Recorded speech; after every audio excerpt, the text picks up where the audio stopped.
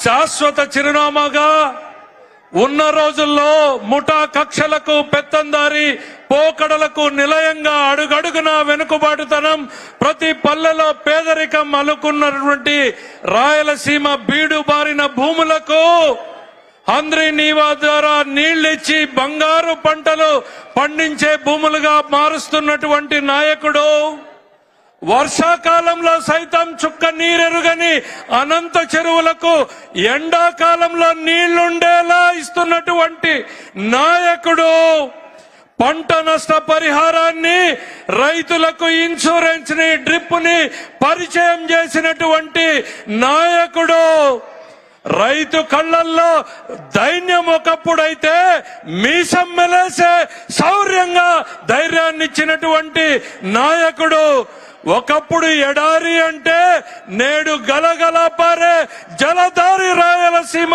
అన్నటువంటి నాయకుడు పరిశ్రమలు ఒకప్పుడు బాబాయ్ అంటే ఇప్పుడు బాబున్నాడు అంటూ వస్తున్న పరిశ్రమలు కత్తులు పట్టిన చేతులకు కంప్యూటర్లు ఇచ్చినటువంటి నాయకుడు రాయలసీమ ప్రజల భవిష్యత్తుకు ఆశాజ్యోతి సీమ ప్రజల ఏకైక ఆశాదీపం రాయలసీమకు జలహారతి పట్టినటువంటి నాయకుడు మీ పేరు తలవని ఊరు లేదు, మీ పేరు తలవని గడప ఈ సీమలో లేదు.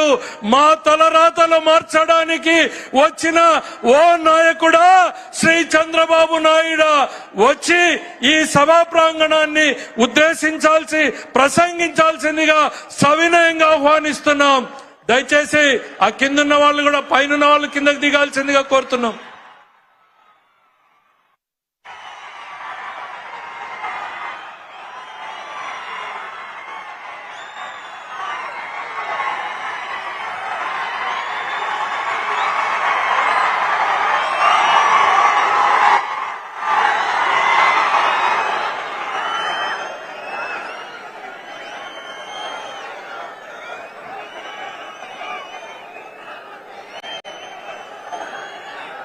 ఏం తమ్ముళ్ళు హుషారుగా ఉన్నారా?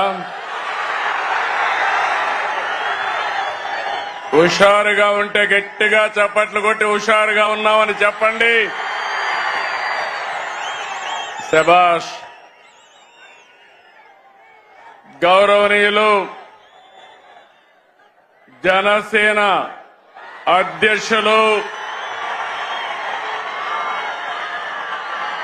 నాకు అత్యంత మిత్రులు పవర్ స్టార్ అదేవిధంగా రాజకీయాల్లో ప్రజల కోసం అలుపెరగని పోరాటాలు చేస్తూ నేను చేసే అన్ని మంచి పనులకు సహకరిస్తున్నటువంటి పవన్ కళ్యాణ్ గారికి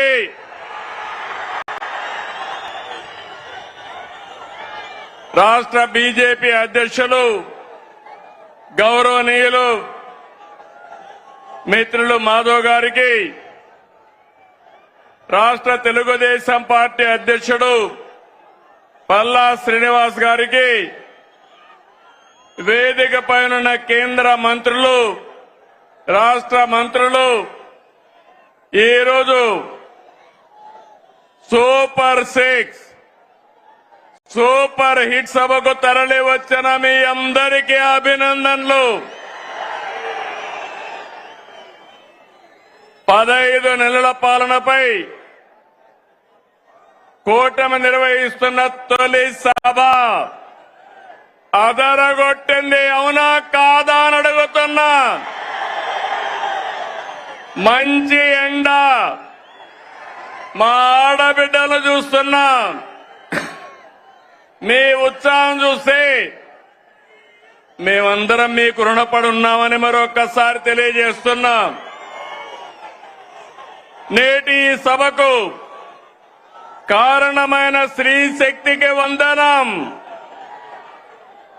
మా యువ కిషోరాలకి వందనం, అండగా నిలిచిన అన్నదాతకు వందనం, ప్రతి తల్లికి వందనం, కార్యకర్తల కష్టానికి త్యాగానికి వందనం. తమ్ముళ్ళు, ఎన్నికల ముందు ఎంత ఉత్సాహంగా కసిగా ఉన్నారు, నేడు అలాగే ఉన్నారు. తెలుగు తమ్ముళ్ళ స్పీడ్, జన సైనికుల జోరు, కమలదళ ఉత్సాహం. ఇంకేమైనా ఎదురుందా తమ్ముళ్ళు అని అడుగుతున్నా మిమ్మల్ని. ఈ సభ రాజకీయాల కోసరం కాదు, ఓట్ల కోసరం కాదు, ఎన్నికలు కూడా లేవు. ఇదొక బాధ్యత కలిగిన ప్రభుత్వం, జవాబుదారీ ఉండే ప్రభుత్వం, ఇచ్చిన మాట నెరవేర్చిన ప్రభుత్వం అని చెప్పడానికి అనంతపురానికి వచ్చావని చెప్పి కూడా నేను మీకు తెలియజేస్తున్నా. సూపర్ 6 హామీని సూపర్ హిట్ చేశామని చెప్పేందుకు వచ్చాం. మీ ఆశీర్వాదం, మీ భాగస్వామ్యం కోసం ఇక్కడికి వచ్చామని నేను మీకు తెలియజేస్తున్నా.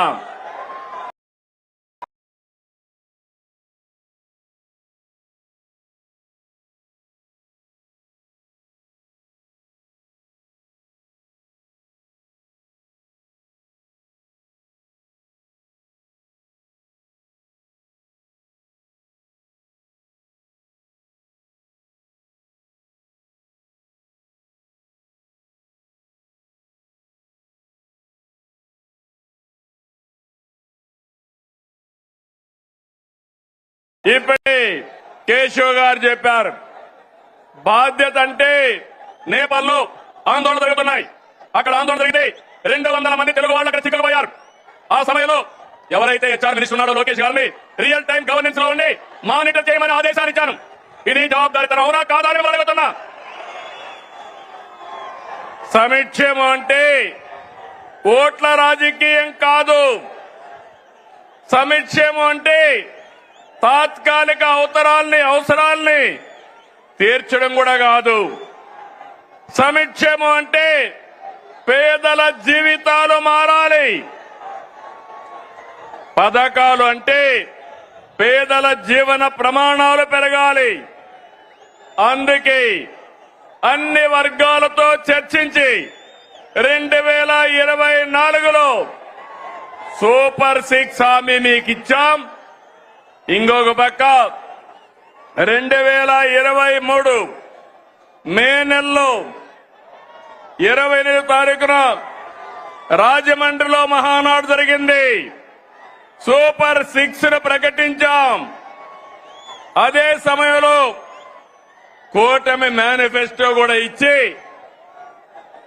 మేమందరం కూడా సమిష్టిగా కష్టపడి ఇవన్నీ కూడా నెరవేర్చడానికి ముందుకు పోతున్నాం. 2004 ఎన్నికలు చరిత్రను తిరగా రాశాయి. తమిళలో కానీ ఇని ఎరుగని రీతిలో 57% ఓట్లేశారు. 94% స్ట్రైక్ రేట్ వచ్చింది. 164 సీట్లు గెలిపించారు. ప్రతిపక్షానికి హోదా లేకుండా చేసిన మీకు మనస్ఫూర్తిగా అభినందనలు.